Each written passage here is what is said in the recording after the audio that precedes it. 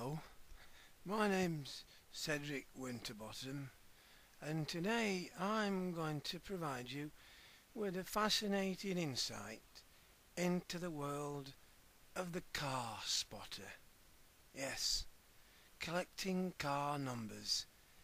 And I'm going to show you how to progress in the collection of car numbers so that at the end of the day you will end up with something that you can be truly, truly proud of.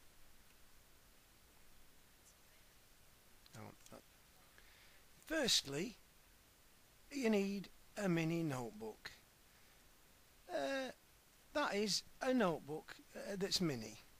You need it to be mini because if it was too large, then you'd probably find that at the end of the day of copying down large numbers of cars and standing around for hours on end, your arms would get tired. So it's better if it's a mini notebook.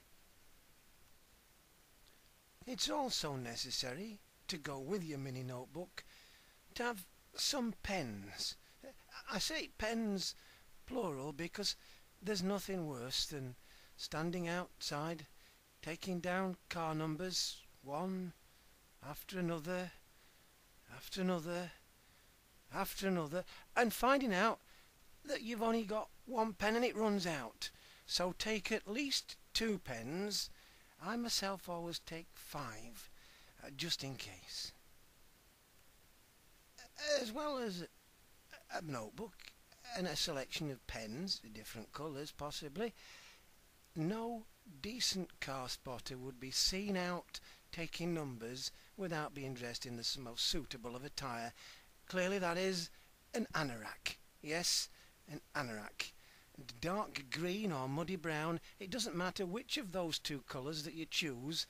I provide a sample of one which any decent, self-respecting car spotter would be quite proud to be seen wearing. And then, suitably armed with your notebook and your pens and your anorak, you're out there by the roadside taking down those car numbers, one after another after another after another after another. The excitement builds, and soon your notebook is packed with numbers of all descriptions, some from cars that are old, some from cars that are not so old, and some from cars that are really spanking new. Cars keep coming all day long. Some of them are quite a long way off, well, at least at the other side of the road, and you've got to be quick as lightning to actually write down the number. A big controversy which has split the car spotting community for a number of years is whether or not vans count. Now, I'm of the opinion that vans don't count. I'm a purist, and yes, we should only be taking car numbers because we are described as car spotters, but some people, and some of them I would call my friends, do take van numbers. Here is a photograph of a van.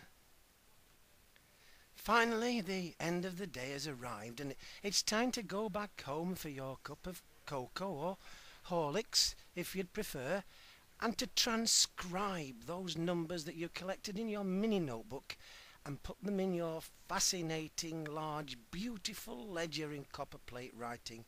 There's nothing I like better than doing that on a Saturday night than copying down those car numbers into a lovely, lovely ledger. I hope that this little vignette has outlined to you the exciting world of the car spotter, and that the progress that I've shown from the very beginning of the day to the very end has inspired you to take up the wonderful hobby of car spotting. Good evening.